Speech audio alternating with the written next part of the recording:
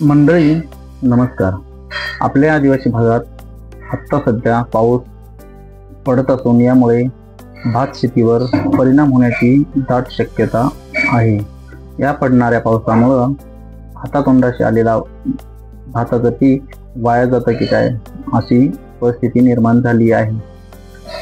जर आणखी काही दिवस अशीच परिस्थिती राहिली तर आपल्या हातातोंडाशी आलेले भाताचं पीक वाया जाण्याची शक्यता नाकारता येत नाही. आणि याचमुळं आपला आदिवासी भागातील शेतकरी सध्या चिंतेनं ग्रासलेला आहे. तो निसर्गाजवळ सध्या पाऊस कमी होण्याची वाट पाहत असून लवकरच पाऊस कमी होईल आणि शेतकऱ्याला आपली भात हेटाळण्याची कामं करता येतील. मित्रांनो, हा पाऊस जर थांबला नाही तर शेतकऱ्याचं अतोनात नुकसान होणार आहे. पण निसर्गापुढे कोणाचंही काही चाललेलं नाही. म्हणून आता आपण फक्त प्रार्थना करू शकतो.